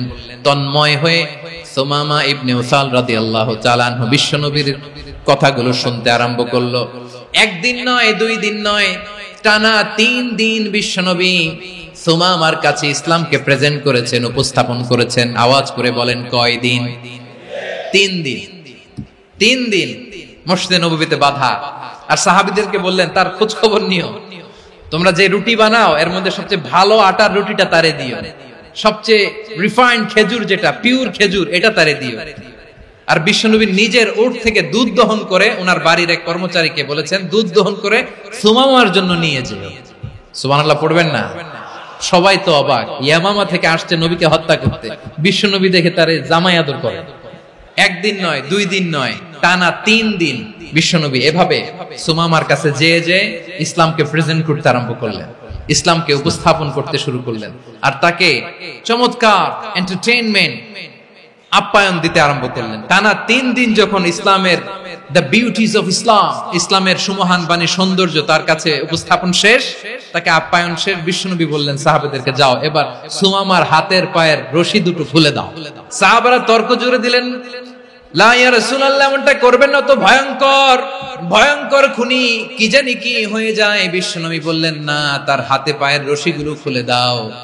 সাহাবারা বিশ্বনবীর কথা মতো তার হাতে পায়ের রশিগুলো খুলে দিল। সুমামা মুহূর্তের মধ্যে মসজিদে নববী থেকে বের হয়, ইয়ামামায় ফিরে না যে মসজিদে নববীর পাশে একটা খেজুর বাগান ছিল সেখানে চলে গেলেন। সেখানে একটা ছোট্ট কুয়া ছিল, কুয়ার পানি দিয়ে তিনি গোসল করলেন। সুবহানাল্লাহ পড়েন। কুয়ার পানি দিয়ে গোসল করে মসজিদে নববীর সামনে এসে বিশ্বনবী এবং সাহাবাদের সামনে দাঁড়িয়ে সাব্বাবা উঁচু করে বললেন, আশহাদু আল্লা ইলাহা ইল্লাল্লাহ ওয়া আশহাদু আন্না মুহাম্মাদান আবদুহু ওয়া রাসূলুহু। আমি সাক্ষ্য দিচ্ছি আল্লাহ ছাড়া কোনো ইলাহ নাই, আর মুহাম্মদ আল্লাহ তাআলার প্রেরিত বান্দা এবং রাসূল। প্রিয় ভাইরা, ইহসান দিয়ে যা জয় করা যায়, কঠোরতা দিয়ে সেটা কঠিনকালেও জয় করা যায় না। আওয়াজ করে বলেন ঠিক কি না? এবার সুমামা দাঁড়িয়ে বলে, ওগো নবী, আমি তো কালিমা পড়ে মুসলমান হয়ে গেলাম, এবার শোনেন, এই মুহূর্তের আগে আপনার চেহারার চাইতে নিকৃষ্ট কোনো চেহারা আমার কাছে ছিল না, কিন্তু শাহাদা পাঠ করার পরে আপনার চেহারার চাইতে উত্তম শ্রেষ্ঠ কোনো চেহারা আমার কাছে আর নাই। ও নবী, আজকের দিনের আগে ইসলাম ধর্মের চেয়ে নিকৃষ্ট অপছন্দনীয় কোনো ধর্ম আমার কাছে ছিল না, কিন্তু এই মুহূর্ত থেকে ইসলামের চেয়ে সেরা শ্রেষ্ঠ পছন্দনীয় কোনো ধর্ম আমার কাছে নাই। নবী গো, আজকের দিনের আগে মদিনার চাইতে অপছন্দনীয় নিকৃষ্ট কোনো শহর আমার কাছে ছিল না, কিন্তু এই মুহূর্তের পর থেকে মদিনার চাইতে কোনো শ্রেষ্ঠ শহর আমার জানা নাই। সে ছিল গমের বড় ডিলার, গম বেচতো। কি বেচতো? তার গম কিনে মক্কার লোকেরা রুটি খাইতো। সে ঘোষণা দিল, আজকে থেকে মক্কাবাসীদের জন্য সব গম আমি হারাম করে দিলাম, মক্কাবাসী এখন না খেয়ে মরে। সুবহানাল্লাহ পড়বেন না? মক্কাবাসী বিশ্বনবীর কাছে আসলেন, এসে বললেন, মুহাম্মদ, আমরা তো তোমার ভাই, তোমার চাচা, তোমার ভাতিজা, তোমার আত্মীয়, তুমি সুমামারে বলো সে যেন আবার গমের সাপ্লাই মক্কার জন্য অনুমতি দিয়ে দেয়। বিশ্বনবীর অনুমতি ক্রমে সুমামা আবার মক্কাতে গম পাঠাতে শুরু করলো। পড়েন সুবহানাল্লাহ। ইহসান, ইহসান দিয়ে আপনি যেটা জয় করতে পারবেন, you can win the heart of your enemies.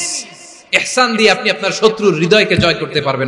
এজন্য আল্লাহ বললেন, ওয়া আনফিকু ফি সাবিলিল্লাহি ওয়া লা তুলকু বিআইদিকুম ইলাত তাহলুকা ওয়া আহসিনু ইন্নাল্লাহা ইউহিব্বুল মুহসিনিন।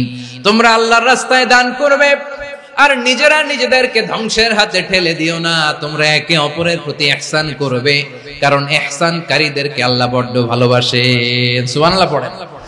আবার সূরা রহমানে আল্লাহ বললেন, হাল জাযাউল ইহসানি ইল্লাল ইহসান ফাবিআইয়ি আলা, সবাই পড়েন, ফাবিআইয়ি আলাই রাব্বিকুমা তুকাযযিবান। ইহসানের প্রতিদান হিসেবে ইহসানি হয়। বিশ্বনবী সুমামার প্রতি যেমন ইহসান করেছেন, সুমামাও ঠিক তেমন ইহসান ফিরিয়ে দিয়েছে। ঠিক কিনা বলেন?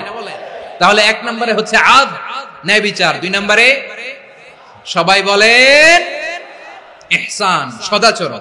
ইহসান দুই ধরনের প্রিয় ভাইরা, ইহসান ফিল ইবাদা, ইহসান ফিল মুআমালা। ইহসান ফিল ইবাদা হচ্ছে একাগ্র অনুভবে ইবাদতে ডুব দেওয়া, এর নাম ইবাদতের ইহসান। সুবহানাল্লাহ পড়ুন। বিশ্বনবী বলেন ইহসান মানে কি জানো নাকি? হাদিসে জিবরিলে সাইয়েদনা জিবরিল আলাইহিস সালাম বিশ্বনবীকে বললেন, আখবিরনি আনিল ইহসান। নবী আমাদেরকে বলেন ইহসান মানে কি? বিশ্বনবী বললেন, আনতা আবুদাল্লাহা কাআন্নাকা তারাহু ফাইন লাম তাকুন তারাহু ফাইন্নাহু ইয়ারাক। ইহসান মানে হলো এমন ভাবে তুমি আল্লাহর সামনে নিজেকে উজাড় করে ইবাদত করবে, তুমি ভাববে তুমি আল্লাহকে দেখতে পাচ্ছ। আর এটা যদি ভাবা তোমার জন্য কঠিন হয়ে যায়, অন্তত এতটুকু তুমি ভাববা যে আল্লাহ তোমাকে দেখতে পাচ্ছেন। ঠিক কিনা বলেন? ও আমার বীর চট্টলার ভাইয়েরা, কেউ যেটা দেখে না সেটা দেখে কে? এই বিশ্বাস হৃদয়ের মধ্যে আছে? নামাজে যখন দাঁড়ান এই ফিলিংসটা আনা যাবে? এসা পর্যন্ত যে আমরা হায়াত পাবো কোনো গ্যারান্টি আছে? সবাই আওয়াজ করে বলেন, গ্যারান্টি আছে? গ্যারান্টি নাই। এজন্য বিষ্ণু ইসলাম বলেছেন এমন ভাবে নামাজে দাঁড়াও, ইবাদত করো, মনে করো হতে পারে এটাই আমার জীবনের শেষ নামাজ। পারফর্ম দ্য সালাহ as if this is your last and final prayer. এমন ভাবে সালাতে দাঁড়াও, ভাবো হতে পারে এটাই তোমার জীবনের শেষ নামাজ। এমন ভাবে নামাজে দাঁড়াও, ভাবো এটাই শেষ নামাজ। তাহলে নামাজে একাগ্রতা বাড়ায় দিবে কে? ফলে ইবাদতের ইহসান আমাদের অর্জিত হবে। আর মুআমালাতে ইহসান হলো, বিশ্বনবী বলেন, ইন্নাল্লাহা তাবারাকা ওয়া তাআলা কাতাবাল ইহসানা আলা কুল্লি শাই ফাইদা কাতালতুম ফাআহসিনুল কিতলা ওয়া ইযা যাবাহতুম ফাআহসিনুয যাবহা ওয়ালিউহিদ্দা আহাদুকুম শাফরাতাহু ওয়ালিউরিহ যাবিহাতাহু। ইহসান দুই ধরনের, আওয়াজ করে বলতে হবে কয় ধরনের? একটা হচ্ছে ইহসান ফিল ইবাদা, ইবাদতে ইহসান। ইবাদতে ইহসান কি? একাগ্র অনুভব দিয়ে ইবাদত করা, মন প্রাণ দিয়ে ইবাদত করা। আর মুআমালাতে ইহসান কি? সব কাজে, দৈনন্দিন কাজে, কর্মে, সামাজিক অ্যাক্টিভিটিতে কোমলতা প্রদর্শন করা, অনুগ্রহের সাথে সবকিছু করা। আল্লাহ তাআলা ইন্নাল্লাহা তাবারাকা ওয়া তাআলা কাতাবাল ইহসানা আলা কুল্লি শাই, তিনি সবকিছুর ব্যাপারে ইহসানকে আবশ্যক করেছেন। সবকিছু, মুমিনের সব কাজে ইহসানের পরশ থাকবে। ওয়া ইযা কাতালতুম ফাহসিনুল কিতলা, বিষ্ণুই বলেন তুমি যখন কাউকে হত্যা করো ইহসানের সাথে করো। সুবহানাল্লাহ পড়বেন না? যখন হত্যা করো তখনও ইহসানের সাথে। আচ্ছা, হত্যা করবো আবার ইহসান আসবে করতে, করে তো মেরেই ফেলবো আমি। আল্লাহ, ও ভাই একজন খুন করেছে, খুনি, রাষ্ট্রীয় আইনে তার শাস্তি হয়েছে ডেথ পেনাল্টি, মৃত্যুদণ্ড। এখন মৃত্যুদণ্ড দেখে আপনি যেমনি মন চায় তেমনি মারবেন লোকটারে? ওর নাক কেটে ফেলতে পারবেন? ওর কান কাটতে পারবেন? ওর চোখ উপড়ে ফেলতে পারবেন আপনি? যেমন মন চায় তার অঙ্গহানি করা যাবে না। ইহসানের সাথে তাকে হত্যা করো। সুবহানাল্লাহ, this is Islam, this is the true essence of Islam. ওয়া ইযা যাবাহতুম ফাহসিনু যাবহা, যখন জবাই করবে তখনও ইহসানের সাথে জবাই করো। করব জবাই, ওইখানেও নাকি ইহসান।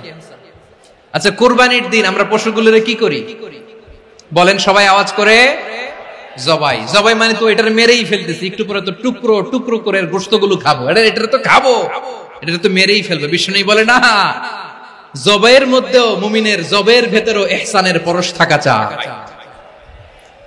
যখন জবাই করবে প্রাণীটাকে হাত পা টাইট করে বেঁধে নাও, ছুরিটাকে শার্পেন করে নাও, ধারালো করে নাও, যাতে অল্প সময়ে জবাইটা হয়ে যায়, প্রাণীটা যাতে কম কষ্ট পায়। সুবহানাল্লাহ পড়ে। দিস ইজ কল্ড ইহসান। আল্লাহ তাআলা যেমনি আদলের আদেশ করেছেন, ন্যায় বিচার, জাস্টিস এনশিওর করতে বলেছেন, সমাজে ইহসানের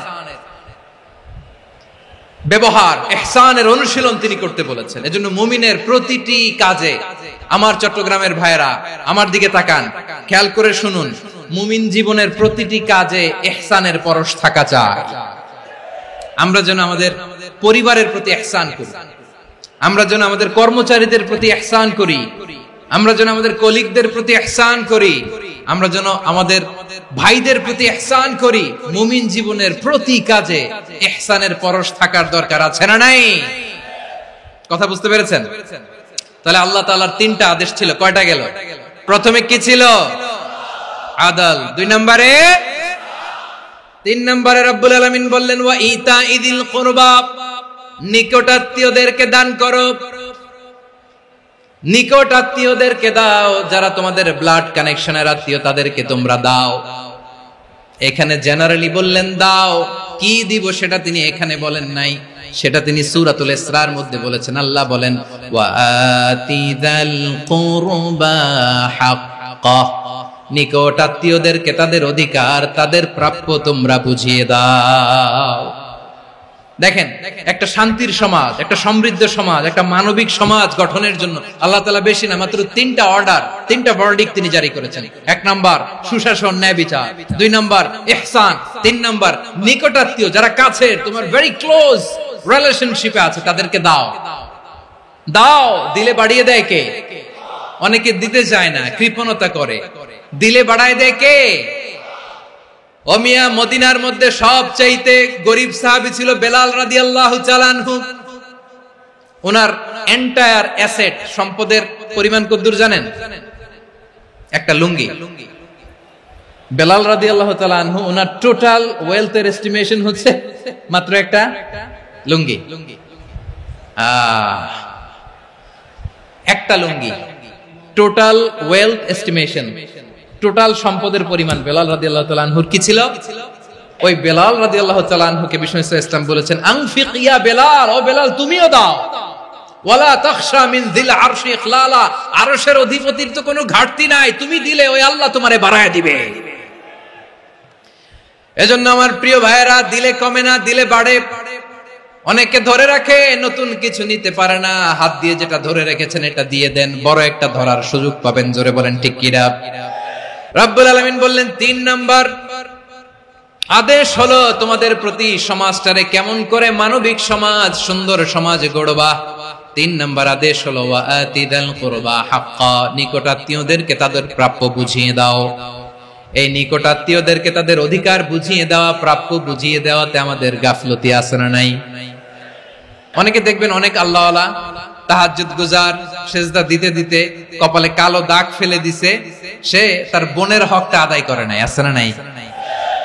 অনেক বড় হাজী সাহেব, বিশাল লম্বা দাড়ি, ছেলেরে সব দিয়ে দিছে, মেয়েরে কিছু দেয় নাই, মেয়ের হক আদায় করে নাই। আছে না নাই? এই হাজী সাহেবেরা, এই আল্লাহওয়ালারা কিয়ামতের ময়দানে আটকে যাবে। আপনি অন্যের অধিকার নষ্ট করেছেন, তাদের রাইটস কে ভায়োলেট করেছেন। এজন্য আল্লাহ তাআলা বলেন, কারো অধিকার যদি কেউ নষ্ট করে, ওই সমাজটা মানবিক সমাজ কঠিন কালেও হতে পারে না। এজন্য 3 নম্বর আল্লাহ বললেন ওয়া ইতাইদিল কুরবা, নিকটাত্মীয়দেরকে দাও। কি দিবা? তাদের অধিকার দিয়ে দাও। বোনের অধিকার বুঝিয়ে দাও, মেয়ের অধিকার বুঝিয়ে দাও, ফুফুর অধিকার বুঝিয়ে দাও। দেখবেন অনেক মায়েরা ছেলের পাতে মুরগির রান দেয়, মেয়ের পাতে দেয় মুরগির ঠ্যাং। তো মেয়ের কি মুরগির রান খেতে মনে চায় না? মনে চায় না? এমনটা করা যাবে না। নিকটাত্মীয়দেরকে অধিকার দিয়ে দাও, নিকটাত্মীয়ের সাথে সুসম্পর্ক রাখো। আদেশটা কার? এজন্য প্রিয় ভাইয়েরা, জীবনে যদি বারাকা অর্জন করতে চান, নিকটাত্মীয়দের সাথে সুসম্পর্ক রাখতে হবে, তাদের জন্য উপহার পাঠাতে হবে। বিশ্বনবী বলেন লা ইয়াদখুলুল জান্নাতা কাতে, যে ব্যক্তি আত্মীয়তার সম্পর্ককে ছিন্ন করে দেয়, সে কঠিন কালেও আল্লাহর জান্নাতে ঢুকবে না। আপনি কি এটারে সহজ হাদিস মনে করছেন? এটা সহজ কথা? আপনি ভাবছেন আপনার নামাজ আপনারে বাঁচাতে পারবে, আপনার রোজা বাঁচাতে পারবে, আপনার তাহাজ্জুদ আপনারে বাঁচাতে পারবে? অধিকার নষ্ট করলে কিছুই আপনারে বাঁচাতে পারবে না। এজন্য নিকট আত্মীয়দেরকে দিতে হবে বেশি বেশি। বিশ্বনবী বলেন ইন্না সাদাকাতা আলাল মিসকিনি সাদাকা ওয়া আলা যির রাহিমি ইসনাতান সাদাকাতুন ওয়া সিলা। মিসকিনরে দান করলে শুধু দানের সওয়াব হয়, নিকট আত্মীয়কে দান করলে 2টার সওয়াব হয়। সাদাকার সওয়াব হয়, আবার আত্মীয়তার বন্ধন অটুট রাখার সওয়াব হয়ে যায়। আবার বিশ্বনবী বললেন, মান সাররাহু আইয়ুবসাতা লাহু ফি রিজকিহি ওয়া ইউনসা লাহু ফি আসারিহি ফালইয়াসিল রাহিমা। যে ব্যক্তি তার রিজিকের প্রশস্ততা চায় আর হায়াতে বরকত চায়, সে যেন তার আত্মীয়ের সাথে সুসম্পর্ক রাখে। আমার প্রিয় চট্টলার ভাইয়েরা, আমাদের রিজিক বাড়ুক, এটা আমরা চাই কি চাই না? সবাই চান? হ্যাঁ, আমাদের রিজিকে প্রশস্ততা আসুক, চাই কি চাই না? আমাদের হায়াতে বরকত আসুক, আমরা চাই কি চাই না? এই দুইটা যদি চান, তাহলে নিকটাত্মীয়দের সাথে সুসম্পর্ক রাখবেন। পারবেন? তাহলে সমাজটারে মানবিক সমাজ বানায় দিবে কে? তিনটা আদেশ চলে গেল। 1 নম্বরে কি ছিল? 2 নম্বরে, 3 নম্বরে নিকটাত্মীয়দেরকে দান। আল্লাহ তাআলা তিনটা জিনিসের যেমনি আদেশ করেছেন, অনুরূপভাবে তিনটা বিষয় তিনি বারণ করেছেন, নিষেধ করেছেন। ওগুলোর কাছেও যাওয়া যাবে। রাব্বুল আলামিন বলেন, ওয়ায়ানহা আনিল ফাহশাই ওয়াল মুনকারি ওয়াল বাগি। আমি যেমনি তিনটি বিষয়ে আদেশ করলাম, অনুরূপভাবে তিনটি বিষয়ে বারণ করলাম, নিষেধ করলাম। আমার 1 নাম্বার নিষেধাজ্ঞা হলো অশ্লীলতার প্রতি। ফাহশা, ওয়ায়ানহা আনিল ফাহশা, আল্লাহ তাআলা অশ্লীলতাকে নিষেধ করেছেন। কোন জিনিসকে? সবাই বলুন, কোন জিনিসকে? যত ধরনের, যত টাইপের, যত ক্যাটাগরির অশ্লীলতা হতে পারে, সব অশ্লীলতাকে হারাম করেছেন কে? ফাহশা মানে কি? কথায়, কাজে, আচরণে, কমেন্ট, ফেসবুকের কমেন্টসে যত ধরনের নোংরামো আছে, যত ধরনের অশ্লীলতা আছে, এটাকে আরবিতে বলে ফাহশা। রাব্বুল আলামিন বলেন, কুল ইন্নামা حرم ربي الفواحش ما ظهر منها وما بطن। ও নবী, আপনি বলে দেন, আমার রব প্রকাশ্য, অপ্রকাশ্য, স্পষ্ট কিংবা অস্পষ্ট, দৃশ্যমান কিংবা অদৃশ্যমান সব অশ্লীলতাকে হারাম করেছেন। সব ধরনের অশ্লীলতা হারাম। আল্লাহ তাআলা আমাদেরকে অশ্লীলতা থেকে বাঁচান। এবার বলেন, আমাদের সমাজে অশ্লীলতা আছে না নাই? অশ্লীলতা নানা ভাবে, নানা নামে, নানা মোড়কে আমাদের সমাজে আছে না নাই? সংস্কৃতির নামে, ফ্যাশনের নামে, বিনোদনের নামে, উপন্যাসের নামে, কনসার্টের নামে অশ্লীলতা আছে না নাই? আপনি দেখেছেন কনসার্টগুলোর অবস্থা? আমাদের তরুণ তরুণীরা, আমাদের যুবক যুবতীরা, আমাদের জেনজিরা, কি অবস্থা ওইখানে? কনসার্টের নামে অশ্লীলতা আছে না নাই? ছেলে মেয়ে একে অপরকে জড়ায় ধরতেছে, একে অপরকে চুমু খাচ্ছে, প্রকাশ্যে, দিবালোকে, গণমানুষের সামনে। আল্লাহ তাআলা এই অশ্লীলতা থেকে আমাদেরকে বেঁচে থাকতে বলেছেন। রূপালী জগতের নামে অশ্লীলতা আছে না নাই? এই টার্মটা আপনারা জানেন না? রূপালী জগৎ কি জগৎ? আসলে কি রূপালী জগৎ না অন্ধকার জগৎ? আমার বোনেরা, আপনাদেরকে যে কি বলে তারা বুঝায়, রূপালী জগৎ শুনেই আপনি ভরকে যাবেন না। রূপালী জগতে যে নারী যত বেশি উলঙ্গ, সে নাকি তত বেশি সাহসী। জানেন? বলে এটা একটা সাহসী নারী, খুব সাহসী পদক্ষেপ তার। যত বেশি শরীর থেকে কাপড় নামাতে পারবে, যত বেশি বস্ত্রহীন হয়ে নিজেকে প্রেজেন্ট করতে পারবে, সে নাকি তত বেশি সাহসী। আমার চট্টলার ভাইয়েরা, শয়তানের প্রথমে এজেন্ডা ছিল বনি আদমকে বস্ত্রহীন করা। সে আদম এবং হাওয়া আলাইহিস সালামকে নিষিদ্ধ গাছের ফল খাইয়ে তাদেরকে বস্ত্রহীন করেছে। এই জামিনেও সে আমাদেরকে বস্ত্রহীন করতে চাইবে। এই রূপালী জগতের নামে তারা এটা করে। আমার প্রিয় বোনেরা, আপনি জানেন না আপনার দাম কত? ওরা আপনাদেরকে বিজ্ঞাপনের সস্তা পণ্য বানাতে চায়। ওরা আপনাদেরকে ওদের ভোগের লিপসার টুলস বানাতে চায়। ওরা আপনাদেরকে দিয়ে ওদের খায়েশ পূরণ করতে চায়। এটা আপনাদের জন্য মোটেও ডিগনিটি নয়, এটা আপনাদের জন্য সম্মান নয়। আপনার সম্মান শালীনতায়, আপনার সম্মান হেজাবে, আপনার সম্মান ভদ্রতায়, আপনার সম্মান আপনার ডিসেন্ট পোশাকে। পোশাক বলে দেয় এই নারীটা ভদ্র না অভদ্র। পোশাক বলে দেয় এই মেয়েটা কোন ঘরের মেয়ে। আপনি জানেন না, আপনারা সস্তা পণ্য বানায়, ভোগের পণ্য, বিলবোর্ডে আপনাকে উলঙ্গ করে উপস্থাপন করে। এই অশ্লীলতার সাথে ইসলামের কোনো সম্পর্ক। এজন্য আল্লাহ বলেন, আমি অশ্লীলতাকে হারাম করেছি।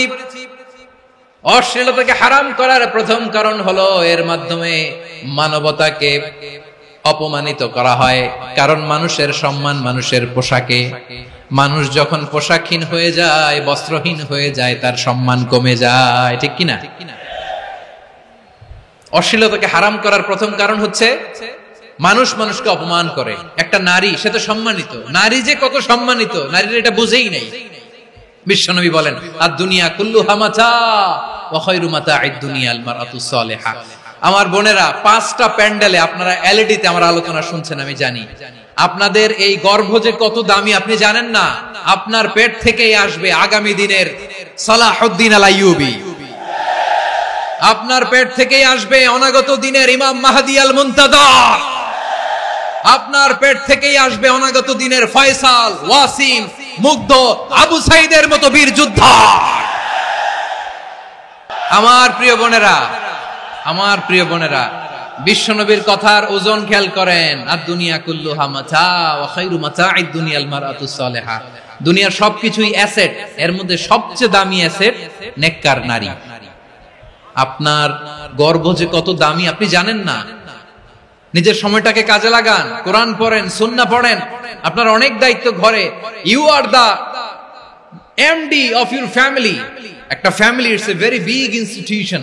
পরিবার একটা অনেক বড় প্রতিষ্ঠান। And you are the MD of your institution. আপনি এই পরিবারের MD, managing director of your family. এখানে আপনার কত দায়িত্ব। আপনি ছেলে মেয়েদেরকে তারবিয়া করবেন। আপনি আপনার স্বামীর জন্য ঘরটার জান্নাতের নীর বানাবেন। আপনার জন্য জান্নাতের ডুপ্লেক্স বাড়ি ওইখানে তৈরি করে রাখবে কে?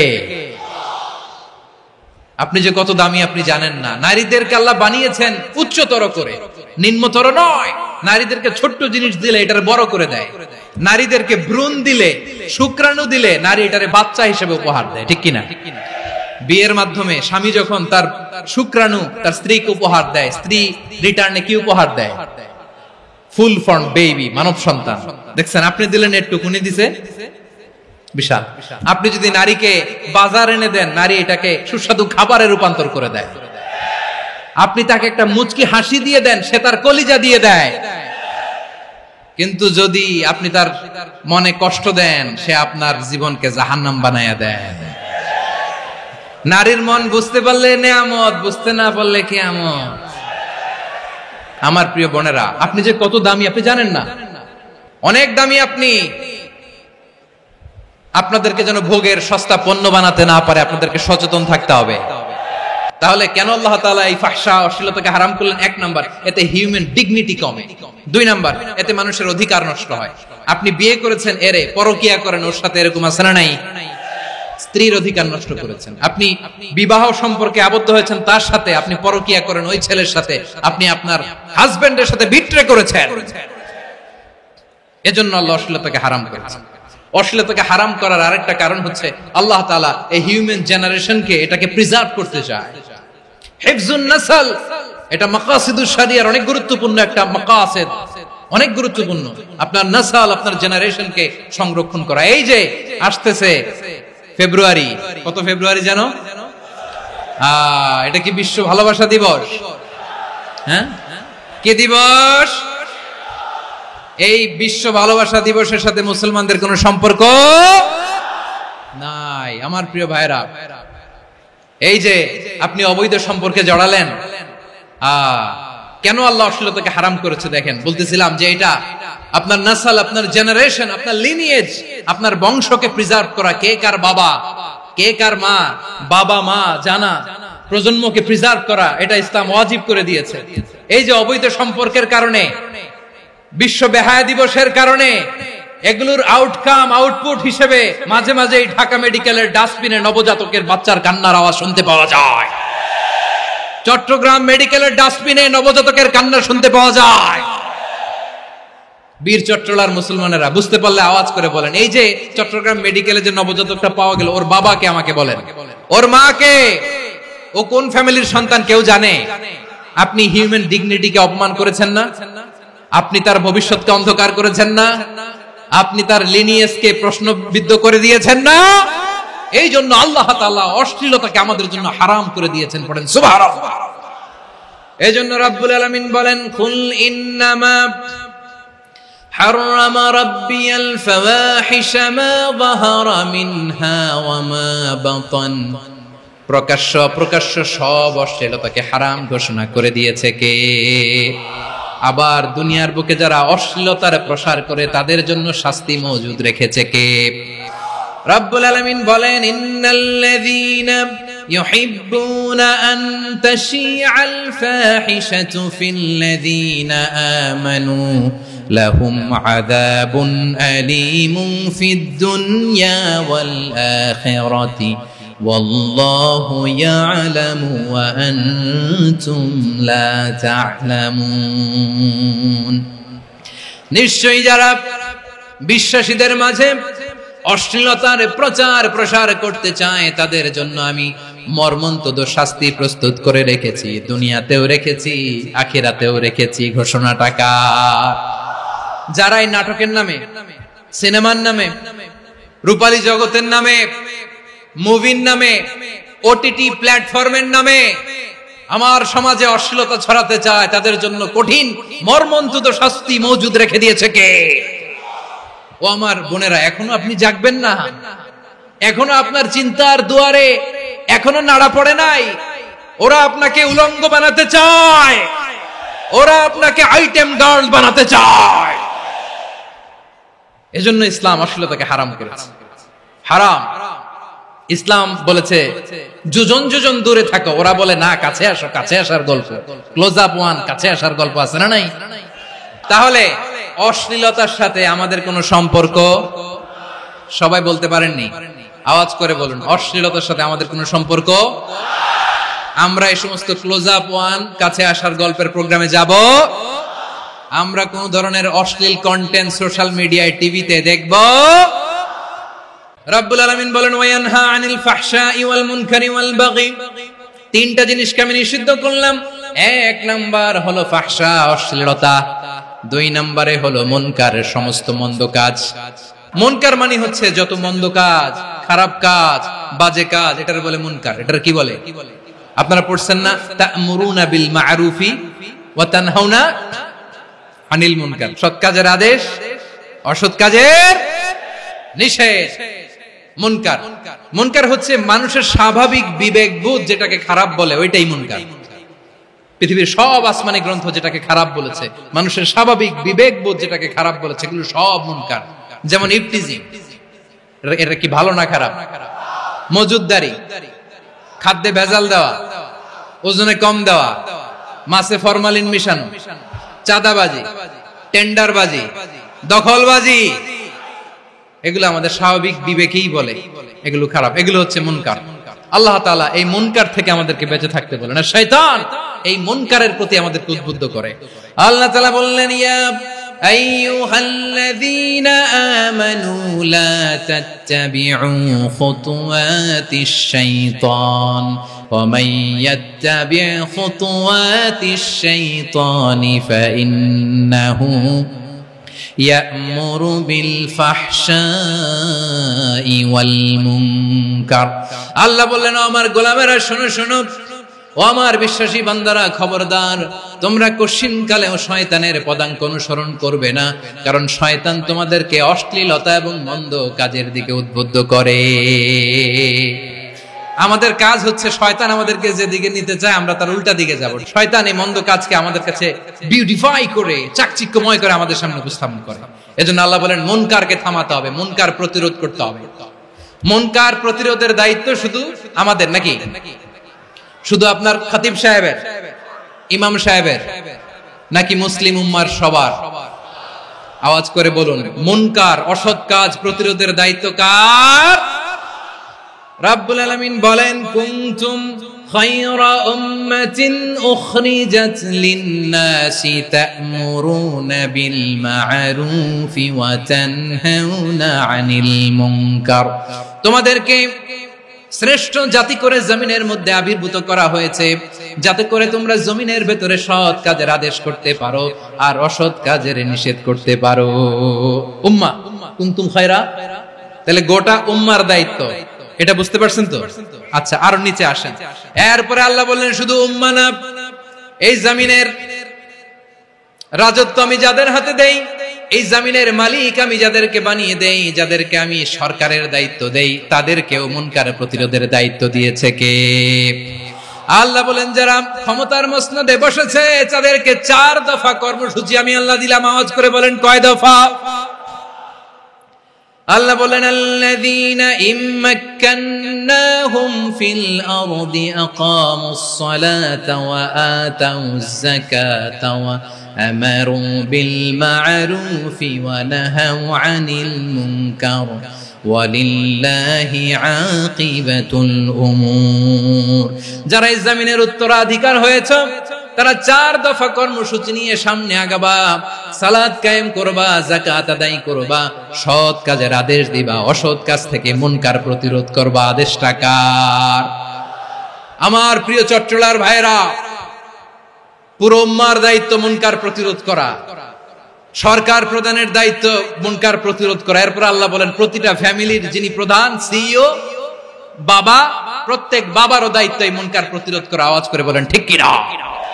যেমনটি সাইয়েদনা লোকমান আলাইহিস সালাম ওনার কলিজার টুকরা সন্তানকে আদেশ করেছেন, ইয়া বুনাইয়া আকিমিস সালাতা ওয়া'মুর বিল মা'রুফি ওয়ানহা আনিল মুনকার। পড়েন সুবহানাল্লাহ। বাবা ছেলেকে সবক দিচ্ছে, লোকমান আলাইহিস সালাম ছেলেকে বলতেছে, ওরে আমার কলিজার টুকরা সন্তান, ওরে আমার বাছা, নামাজ কায়েম করবা, সৎ কাজের আদেশ দিবা, আর মুনকার প্রতিরোধ করবা, অসৎ কাজ, সমাজ থেকে খারাপ কাজকে ঝেঁটে বিদায় করে দিবা। তাহলে দেখেন আমি স্টেপ বাই স্টেপ নামলাম। পুরা উম্মার দায়িত্ব, জমিনের উত্তরাধিকারী আল্লাহ যাদেরকে বানিয়েছেন সরকার, তাদের দায়িত্ব, প্রতিটি ফ্যামিলির প্রধানের দায়িত্ব। এরপরে বিশ্বনবী বলেন সচেতন প্রতিটি মুসলিমের দায়িত্ব সমাজ থেকে মুনকারকে উৎখাত করা। বিশ্বনবী বলেছেন মান রাআ মিনকুম মুনকারান ফালিয়ুগাইয়িরহু বিয়াদিহি ফাইন লাম ইয়াস্তাতি ফাবিলিসানিহি ওয়া ইন লাম ইয়াস্তাতি ফাবিকলবিহি ওয়া যালিকা আযআফুল ঈমান। সমাজে যে মুনকার দেখবে, খারাপ কাজ দেখবে, সেজন্য হাত দিয়ে সেটাকে থামায়। আমার প্রিয় ভাইরা, না থামালে আমরাই ডুববো শেষমেশ। আমাদের বাঁচার জন্য হইলেও থামাইতে হবে। রব্বুল আলামিন বলেন ওয়াত্তাকু ফিতনাতাল লা তুসিবান্নাল্লাযীনা যালামু মিনকুম খাসসা। ও আমার গোলামেরা, ওই আযাবকে ভয় করো যে আযাব যখন আমি জমিনের বুকে পাঠাই শুধু জালেমদেরকেই মারি না, আলেমদেরকেও মারি। আযাব যখন আসে তখন শুধু জালিমই মরে না, আলেমও মরে। জানেন মুসা আলাইহিস সালামের পায়ে একবার লাল পিঁপড়া, তো উনি রেগে মেগে পাশি দেখে লাল পিঁপড়ার বাসা, পা দিয়ে ডলে মুছে সবগুলো পিঁপড়া মেরে ফেলছে। এই ঘটনাটা আল্লাহ ঘটিয়েছেন এজন্য মুসা আলাইহিস সালাম ছিলেন কালিমুল্লাহ, সরাসরি আল্লাহর সাথে কথা বলতেন। তিনি আল্লাহকে জিজ্ঞেস করেছিলেন, আল্লাহ তুমি যখন কোন জনপদে আযাব পাঠাও, শাস্তি দাও, ওখানকার শুধু জালেমরাই তো মরে না, ভালো মানুষগুলাও মরে, তো আযাব দিবা মুশরিকদের উপর দিবা, অবাধ্যদের উপর দিবা, ভালো মানুষগুলারে মারো কেন? আল্লাহ বললেন মুসা তোমার যে কামড় দিছিল পায়ের মধ্যে পিঁপড়া, কয়টা পিঁপড়া? একটা পিঁপড়া, তো সবগুলারে মারলা কেন? রেগে মেগে পুরো পিঁপড়ার বাসা ভেঙে মেসাকার করলা কেন? আমি যখন অ্যাকশনে যাই, আমি যখন শাস্তি দেই, তখন এত বাস বিচার করা হয় না, বাস বিচার করা যায় না। যখন অ্যাকশনে যাওয়া হয় ওইটা ডাইরেক্ট অ্যাকশন হয়ে যায়। চিল্লায় বলো ঠিক কি না? এজন্য আমাদের বাঁচার জন্য হলেও এই পাপ থামাতে হবে, এই শয়তানের অট্টহাসি থামাতে হবে, অন্যায় অপরাধ সমাজ থেকে আমাদের থামাতে হবে। কারণ আযাব আসলে ওরাও মরবে, আমরাও মরব। একটা জাহাজ 2 তলা, আপনি আছেন 2য় তলায়, নিচের তলার কিছু লোক জাহাজের তলা ছিদ্র করতে আরম্ভ করছে। কি ছিদ্র করতেছে? আচ্ছা জাহাজের তলা ছিদ্র করলে তলা দিয়ে কি ঢুকে? এখন আপনি যদি বলেন আমার কি, আমি তো 2 তলায়, আমি তো ভালো আছি, ওরা ছিদ্র করে ওরা মরবে। আসলে কি শুধু ওরা মরবে? তলা দিয়ে যখন পানি ঢুকবে, জাহাজ ঢুকলে আপনিও মরবেন। এজন্য নিজে মরার আগে ওই পাগলগুলোর নিচতলায় যে থামাতে হবে। চিল্লায় বলেন ঠিক কি না? এজন্য আল্লাহ বললেন মুনকার প্রতিরোধের দায়িত্ব সমাজের টপ টু বটম সবার। এজন্য মুনকার প্রতিরোধ করার দরকার আছে না নাই? সমাজে এই যে ইফটিজিং হয়, আপনার বোনের বয়সী একটা মেয়েকে কিছু বকাটে টিটকারি করে, এই বলে সেই বলে, নোংরা কথা বলে, রাস্তায় দেখেও আপনি পাশ দিয়ে না দেখার মতো চলে যান কেন? আপনি দাঁড়ান না কেন? আপনি দাঁড়ালেই তো থেমে যাবে, কারণ সত্যের যে শক্তি তার সামনে মিথ্যা মুখ থুবড়ে পড়ে। আপনার সামনে ও কিছুই না, নাথিং। আপনি দাঁড়ান, ওকে প্রশ্ন করেন যে আমার বোনকে তুমি ডিস্টার্ব করো কেন? আপনাকে দেখে আরো 5 জন দাঁড়াবে, 5 জনকে দেখে আরো 10 জন দাঁড়াবে। আমাদের নীরবতা আর আমাদের নিশ্চুপ থাকাই জালিমদেরকে আরো শক্তিশালী জালিম বানিয়েছে। এজন্য মুনকার প্রতিরোধের দায়িত্ব আমাদের সবার। টেন্ডারবাজি, চাঁদাবাজি, দুর্নীতি, অপরাধ, দখলদারিত্ব, মজুদদারি, এগুলো সবকিছু একসাথে প্রতিরোধ করতে হবে, ঠিক কিনা বলেন? একটা মানবিক সমাজ যদি চাই, প্রতিরোধ করতে হবে। প্রিয় ভাইয়েরা, আল্লাহর শপথ নিয়ে বলি, এই নাসিহাত গুলো সবার জন্য, সব দলের জন্য, সব মতের মানুষের জন্য। আমরা কোন দলের প্রতি মানুষকে ডাকি না, আমরা ডাকি ইসলামের দিকে। সব দলের, সব মতের, সব মানুষদেরকে আমরা আহ্বান জানাই, আসুন আমরা একটা সুন্দর সমাজ বিনির্মাণ করি। এই যে নতুন বাংলাদেশের এক সুযোগ এসেছে, আর জীবনে হয়তো আসবে না, সামনের 100 বছর এই সময় আসবে না। আসুন দেশটাকে আমরা সাজাই, আসুন আমরা দুর্নীতি বন্ধ করি, আসুন আমরা চাঁদাবাজি বন্ধ করি, আসুন আমরা দখলদারিত্ব বন্ধ করি, আসুন আমরা এক দল আরেক দলকে নিশ্চিহ্ন করার যে রাজনীতি, এটা বন্ধ করি। সব দলের প্রতি আমার আহ্বান, আমরা চাঁদাবাজ মুক্ত বাংলাদেশ চাই, জুলুম মুক্ত বাংলাদেশ চাই, ফ্যাসিজম মুক্ত বাংলাদেশ চাই, গুণ খুন খারাপি মুক্ত বাংলাদেশ চাই। আমরা নতুন ভোরের বাংলাদেশ চাই। ওই বাংলাদেশ পাওয়ার জন্য মুনকার প্রতিরোধে, অন্যায় প্রতিরোধে যদি বাঘের বাচ্চার মতো, আবু সাইদের মতো 2 হাত উঁচু করে, বুককে টান টান করে প্রসারিত করে দাঁড়াতে হয়, রাজি আছো মুসলমান?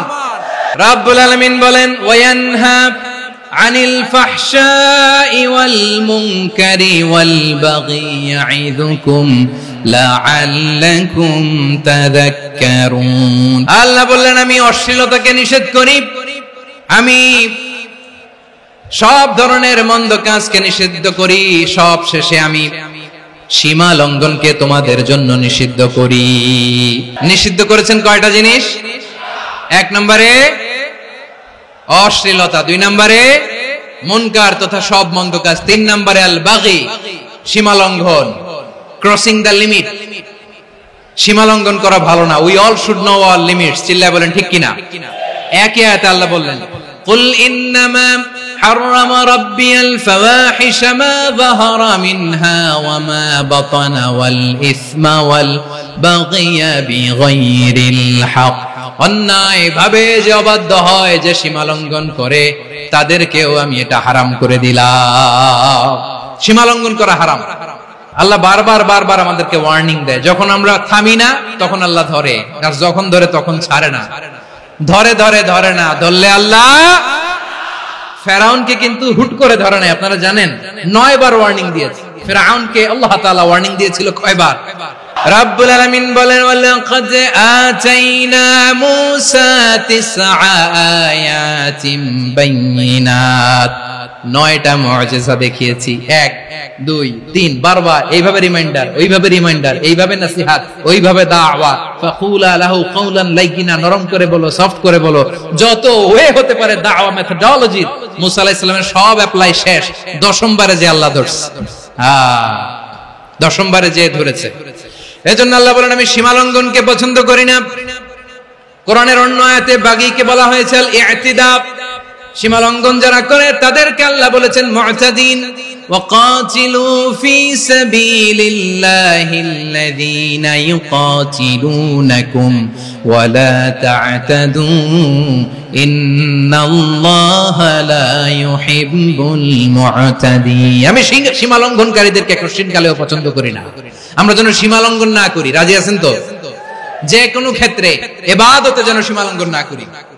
অনেকে আমরা ইবাদতে সীমা লঙ্ঘন করে ফেলি। বিশ্বনবী সাল্লাল্লাহু আলাইহি ওয়াসাল্লাম যেটা শিখিয়েছেন, এর বাইরে যে অতিরিক্ত বুজুর্গ হতে চায়, এরকম আছে না নাই? কোন ক্ষেত্রে সীমা লঙ্ঘন করা যাবে, এমনকি যুদ্ধ ক্ষেত্রেও না। বিশ্বনবী সাল্লাল্লাহু আলাইহি ওয়াসাল্লাম বলেন, খবরদার যুদ্ধ ক্ষেত্রেও সীমা লঙ্ঘন করো না। কি সুন্দর ইসলাম আমরা পেয়েছি। বিশ্বনবী বলেন, খবরদার যুদ্ধের ময়দানে কোনো নারীর গায়ে হাত তোলো না, কোনো শিশুর গায়ে হাত তোলো না, কোনো গবাদি পশু হত্যা করো না, কোনো শস্য ক্ষেত্র ধ্বংস করো না, ইবাদতরত অন্য ধর্মের কোনো সন্ন্যাসীর গায়ে হাত তোলো না। বলেন সুবহানাল্লাহ। তাহলে আমরা সীমা লঙ্ঘন করতে পারবো? প্রিয় ভাইরা, একটা সুখী, সমৃদ্ধ, শান্তির সমাজ, মানবিক সমাজ যদি আমরা গঠন করতে চাই, আমাদের আল্লাহর দেয়া কয়টা আদেশ মানতে হবে বলেন দেখি? আর বেঁচে থাকতে হবে কয়টা জিনিস থেকে? আল্লাহর আদেশ কি? 1 নাম্বার আদাল, ন্যায়পরায়ণতা। আমরা সুবিচার, সুশাসন, ন্যায় বিচার চাই কি চাই না? 2 নম্বরে কি ছিল? মাশাআল্লাহ, আমরা যেন সবার প্রতি দয়া পরবশ হই, ইহসান করি। 3 নম্বরে কি ছিল? নিকটাত্মীয়দের দান করা, তাদের অধিকার প্রাপ্য বুঝিয়ে দেওয়া। পাশাপাশি 3টা জিনিস থেকে আল্লাহ বারণ করেছেন, নিষেধ করেছেন। তার প্রথমটা ফাহশা, অশ্লীলতা। অশ্লীলতার সাথে আমাদের কোনো সম্পর্ক। 2 নম্বর নিষেধাজ্ঞা কি ছিল? আল মুনকার, সমাজের যত মন্দ কাজ এগুলোকে আমরা প্রতিরোধ করব। রাজি আছেন তো সবাই? 3 নম্বরে আল বাগি, সীমালঙ্ঘন। কোন মুসলিম সীমালঙ্ঘন করে না। রাব্বুল আলামিন শেষে বললেন ইয়াইদুকুম লাআল্লাকুম তাযাক্কারুন, আল্লাহ তোমাদেরকে উপদেশ দেন যাতে তোমরা শিক্ষা গ্রহণ করো। আমরা উপদেশ দেব, আমরা জোর করে কাউরে কিছু মানাতে চাই না। লা ইকরাহা ফিদ্দিন ওয়া যাক্কির ফাইন্না যিকরা তানফাউল মুমিনিন। উপদেশ দিলে এটা মুমিনদের কাজে দেয়।